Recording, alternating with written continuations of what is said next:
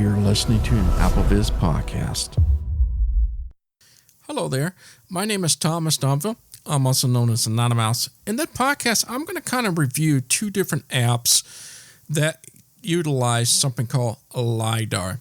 The two apps in question, I'm going to do a simple process or a review or walkthrough for you. One is called Super LiDAR, which is the developers behind SuperSense did this particular app. And then, of course, we have the Microsoft Seeing AI that a lot of you are aware of. Now, they both now incorporate something called LiDAR as a feature in these apps. So Super LiDAR, that's all it does. It just does LiDAR capabilities, where Microsoft Seeing AI, of course, does a lot of other things like color identification, currency, sound, and lights, etc. But one of those new things is called World, which is also utilize LiDAR.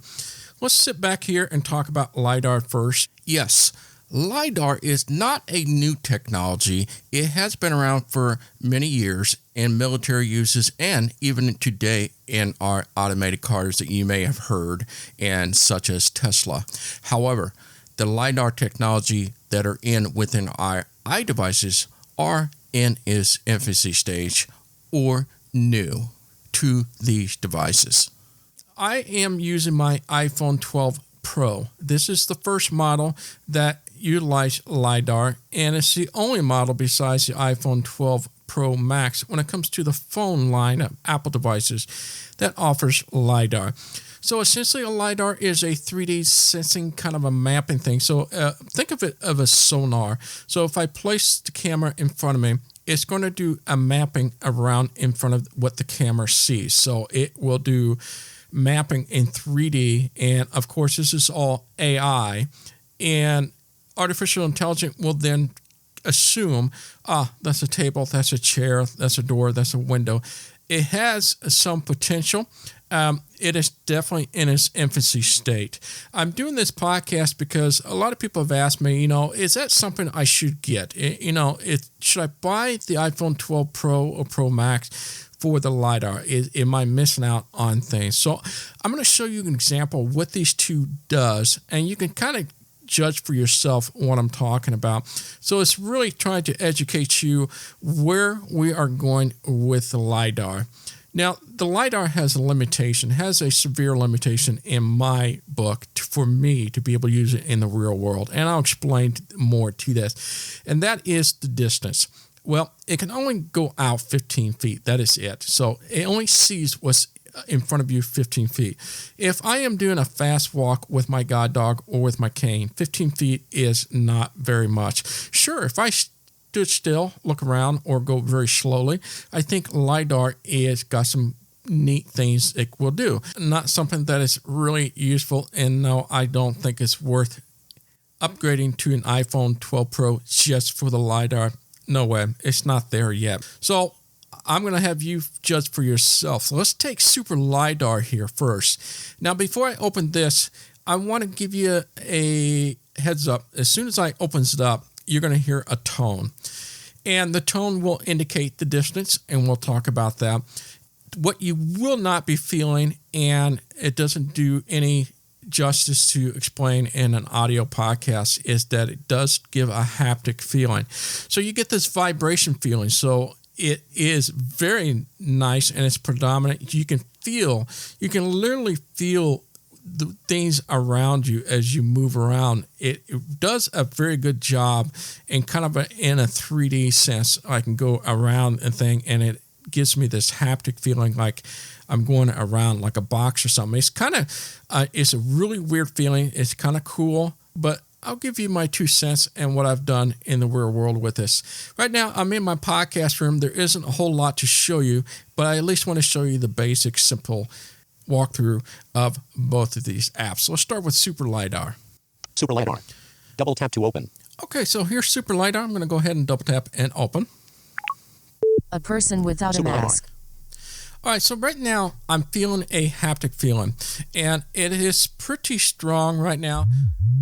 Oh, there's a sound too I was telling you about. So let's go to a real open space. you hear that high pitch, that means there's nothing in front of me. Now, the closer I get to an object, it goes really low. So I'm literally in front of it. And the haptic is going tick, tick, tick, tick, tick, tick, tick, real fast. And then the further away, there's no haptic feeling. So the closer you get to it, the stronger the haptic gets. And so is the sound. Now, in theory, what's supposed to happen is supposed to identify objects around me. Now, my experience with the Super LiDAR has been not a lot of object recognition is being seen. It does basic things like... Table at 0 feet. There you go. It does tables, doors, windows, seats, which is kind of cool. I'm going to go just spin around and so you can hear for yourself and what we got.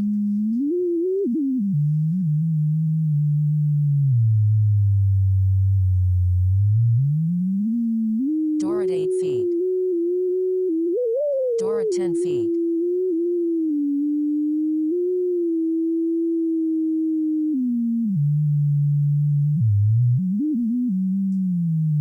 Table at 3 feet. A person without a mask. A person without a mask. A person. Window at 6 feet.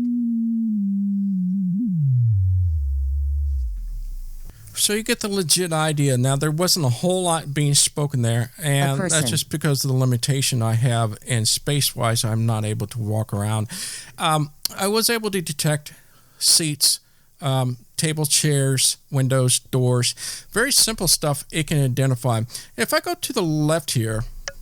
Open menu. Button. I have the open menu. Let's go back right. Stop detecting. Button. Stop detecting.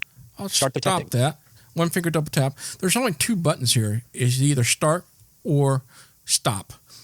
And I noticed that the recognition is a little bit slow. So another one, what I'm saying is as I was panning too quickly, it wasn't really able to pick up things very quickly. So I had to go very slow in order to sense it. That's what that is. And that's one of the problems I have with the LiDAR. It's just not really fast. And so, yes, it's pretty cool that it detects all those items in an object. And theoretically, on paper, it would be useful, right? So if I'm outside, if it detects things and that is in my way, and the haptic portion is pretty quick. It does detect very fast. It's the object recognition isn't so great. I'd rather have the haptic myself so I can see if there's something in my way. The only problem I also have with the LiDAR is that where do I put the phone? At first, I thought maybe putting a lanyard around my neck and put the LiDAR and the phone facing out as I walk. The problem is the camera. Where is it pointing? And I noticed a couple times that it doesn't pick up a couple of things, and I have to point the camera a little bit downward. And that's because it will pick up the object down below you, where I have to move my chest upward to detect things upward.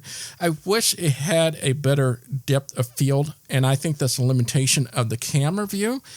It's probably why that we have this limitation. So essentially, when I'm walking with my dog or my cane, I notice that when I use my cane, it doesn't pick that up, which is great. When it does, I can kind of feel it going. The haptic goes a little bit back and forth, but it's very subtle. It's not in the way, which is kind of cool. It's not great for close quarters, as in if you are in a tight, small room and you have to get in between things. It doesn't really does a whole lot. I don't know. It just seems like it's okay. It seemed to do a lot better the larger space you have, and then it has object. Obviously, I think that makes a little more sense. When you have more space around an object, it can sense out that object better and it'll let you know that it's in its way. If you have a medium-sized room, it does a so-so job. Is it something that I can replace my cane and dog? No way. Just because the slow recognition of the object, I think that's the downfall, number one. The haptic is nice, but again, you only got a 15 feet distance. So when I'm walking with my cane, I can cover 15 feet in seconds. And so by the time a haptic comes up, yeah, I suppose it could help me if I'm about to approach a car that is parked in front of a sidewalk. It'll just tell me the object is coming up, and it'll start to indicate I might be coming up to something. Then in that case, I can see that might be something that would help us. But at this point, not so much. And I noticed that the using LiDAR is battery intensive. Oh my gosh. It's like having a GPS program out back in the old days. Some of the GPS are just so hard on the battery, and so is the LiDAR. Now, I promise I'm going to show you another item here on Super LiDAR. Now, you know that I stop and start the process of LiDAR. There's a menu here. By going to the left here, Open menu. it's a menu. Double tap that. Detection type. Heading. Yeah, you can detect different types. So I'm going to show you the several options you have. There's not much in this setup area. Detect people. You can have it just detect people only. And yes, it will detect people, plus if they're wearing mask or not. Detect environment.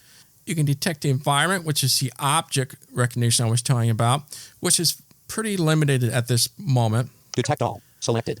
Or by default, it has it all. Now, there's a couple other options here. Super LiDAR. Heading.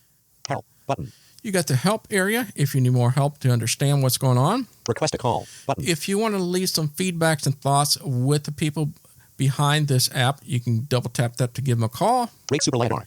And you can rate the Super LiDAR itself. And that's essentially all the app has to offer.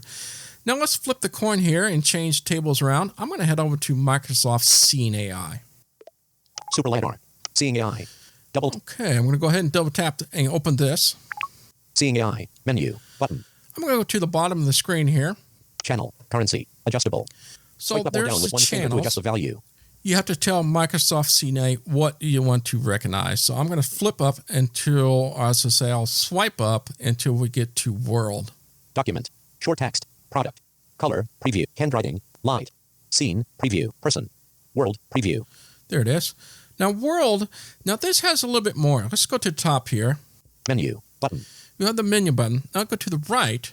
Proximity sensor. Button. We have the proximity sensor. I like this because this is the same haptic feeling that we had Super LiDAR, but we're able to turn that on and off, which I super like this quite a bit. So if you don't want the haptic feeling, but you still want the recognition to go, it will do that. So if you double tap that, it will turn it on. And we'll select too. So I'll show you. Selected. It'll Proximity say sensor. selected. Double tap again. Proximity sensor. It becomes unselected. Now, because this is an audio podcast, when I double select that, you felt this vibration. And it gets a strong, nice, subtle haptic feeling when you're close to something. And when you're far away, you will feel like no haptic going on. The cool sensation about the haptic is that I can go around an object and actually feel the haptic around a wall or a table. It's kind of a neat sensation because you got that LiDAR 3D aspect where the regular camera in 2D, you wouldn't get that. They don't have this depth field, but the LiDAR does. So you can actually kind of feel going around it and an object, which is kind of cool, the haptic. So the haptic kind of basically works about the same way as the Super LiDAR. Now, it doesn't have the sound that the Super LiDAR have. Personally, I don't like the sound. I wish the sound was a little different. I'm not a big fan of that sound. I prefer it would have an option to turn that off, which you don't. So you can't turn that off in Super LiDAR. Microsoft Seeing AI does not have that. Now, what it does have, you go to the right. Quick help. Button. You have the help. Spatial summary. The Button. spatial summary is cool. If you have a headphone on, and when you go Pause recognition around due to the inactivity. room with an object, it will, in spatial audio around your headphone, tell you where things are located. So if I just spin the camera to, let's just say to the right, it sees a window. Go in front of me, it sees a bottle. And to the left, it sees a door, right? If I hit spatial audio, you'll hear that the window is to my right, bottles in front of me, and then I hear the mention of a door to the left, which is kind of cool. But my most favorite Place beacon. Button. is the place beacon. Yes, this is kind of a cool thing, and I'll show you how this works. But let's go ahead and do the same thing I did with the Super LiDAR. I'm just going to go around the room and see what it picks up, and you'll hear the difference of what kind of object recognition this has. Table. Laptop. Window. Bottle. Door. Laptop. Mouse. Now, you'll notice that the object recognition is a little bit more. It has a little more identification. For example, this time it noticed a bottle and such, where the Super LiDAR did not. So I think the Microsoft Scene AI has a little bit more in its arsenal or toolbox of what things is being recognized, other than the generic things between a table, door, and windows, which Scene AI does as well, but it also picks up additional things that Super LiDAR does not. I think over time, Super LiDAR, as they add more things to the database, will offer that. Both of those are way underwhelming when it comes to the magnifier and the Apple magnifier. If you have never tried that, open up the magnifier and then just kind of look around. It does object recognition too, but it's way better. It does so much more object recognition. So Apple by far probably has a pretty good jump on this when it comes to object recognition. Now, of course, Apple magnifier does utilize LiDAR. For example, it does the same thing as Super LiDAR and Microsoft Scene AI in World. It will sense the area around you, and that's how the object recognition works in the magnifier. Also, for example, if somebody were to stand in front of the magnifier and you point at that person, it will tell us their height. So that is a great example how the LiDAR is working. It's able to tell you from one point A, from your toes to your head, and be able to tell us the height. And within people detection, same philosophy. It also gives us an indicator in how far it is in front of us, from you to the person in front of you, and it gives us the distance. That is using the LiDAR. Place beacon. This is a cool option here. So let me show you what this has. Remember when I spun around, it has all the distance meter. Well, if you want to place a beacon on an item and to take you to that beacon, you can do this. I'm going to show you how this works. Place beacon. Heading. Now, we are going to go to the right. Done. Button. Detected objects. Window. 5 feet. Picker item. Adjustable. 1 of 8. So it was Swipe up or telling down me with one finger to adjust the value. all these things that it picked up in the proximity I was at. Laptop. 2 feet. There it is. Bottle. 6 feet. Bottle. 8 feet. That's kind of cool. 2 different bottles. That's helpful there. Tell me the 2 different water bottles in my room here. Door. 10 feet. Door. Mouse. 2 feet. Book. 0 feet. Got all these different things, right?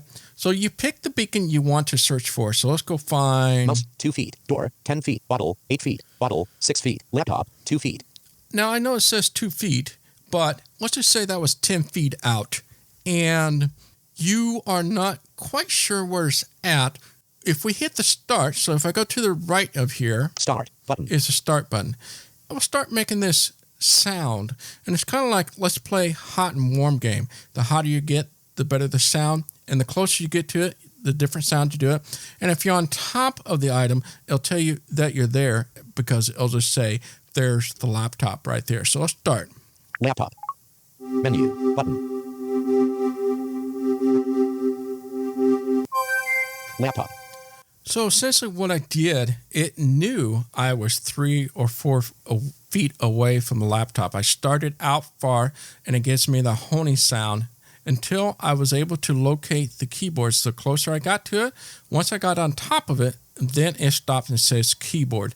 Now, during this time, you are still able to do object recognition, as it's saying right now. It's saying book, chair, etc., because I'm moving the camera around. So that portion of it is the Microsoft Scene AI using the world. So I want to give you kind of a heads up for you to hear if you don't have the experience of being able to use LiDAR. As I mentioned before, the haptic in both apps are useful. I think it can be useful.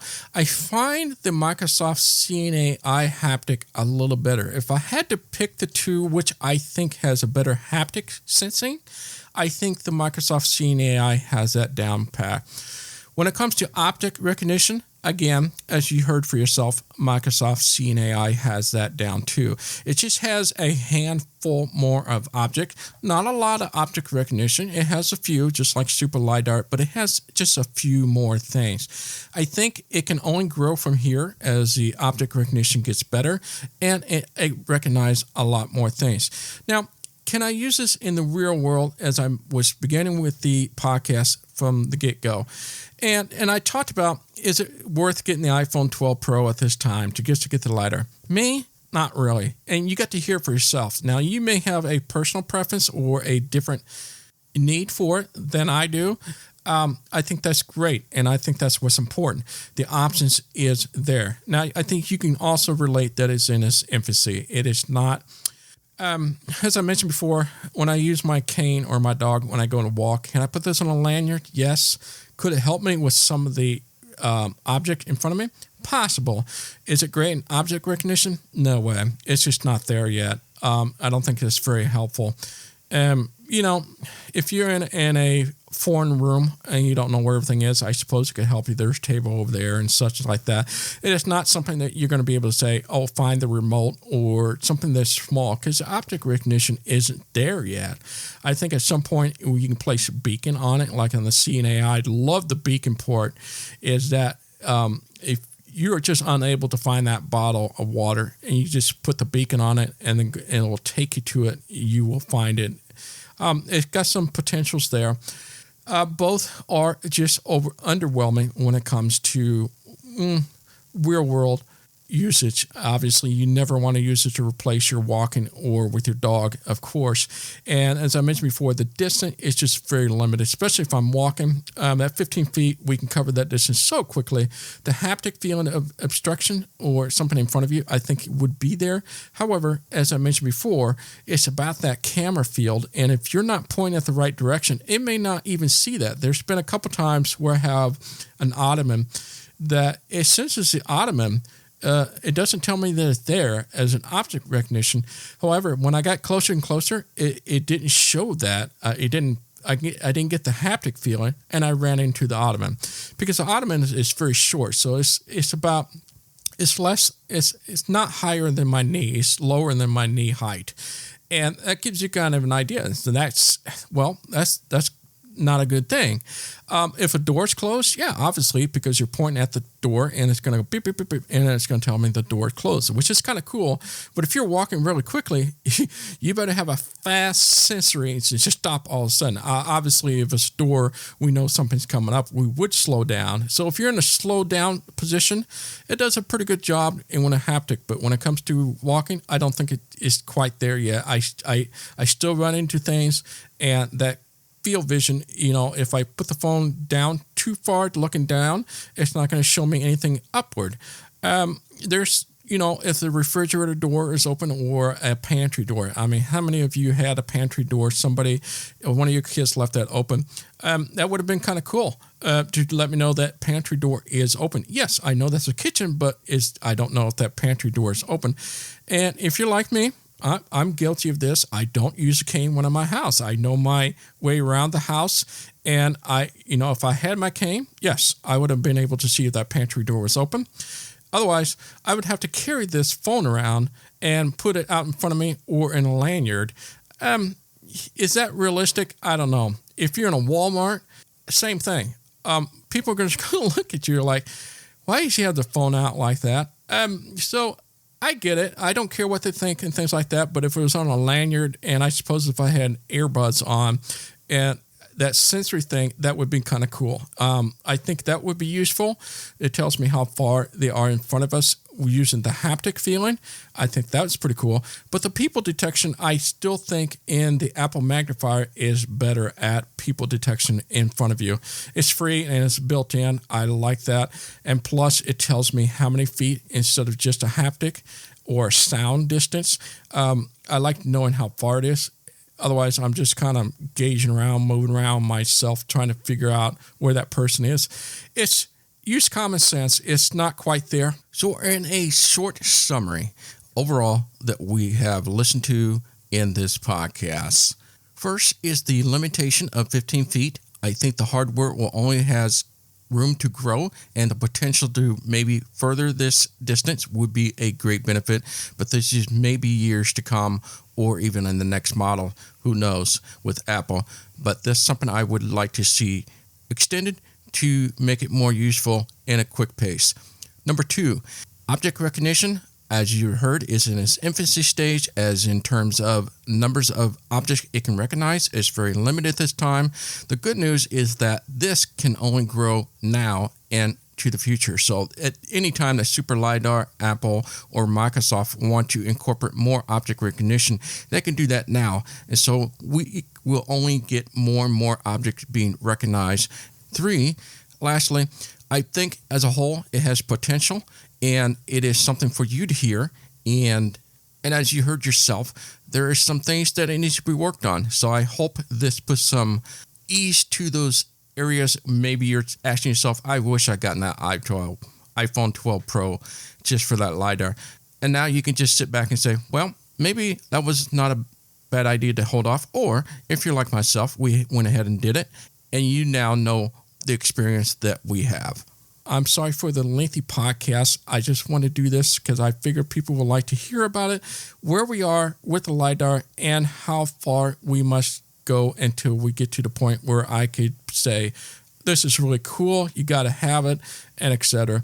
If you don't feel otherwise, if you think this would be very useful and something that you would like to use, let me know. Leave a comment on this podcast. I would like to hear how this has been helpful to you, and if it's something that you would use in the real world, realistically, and a real use.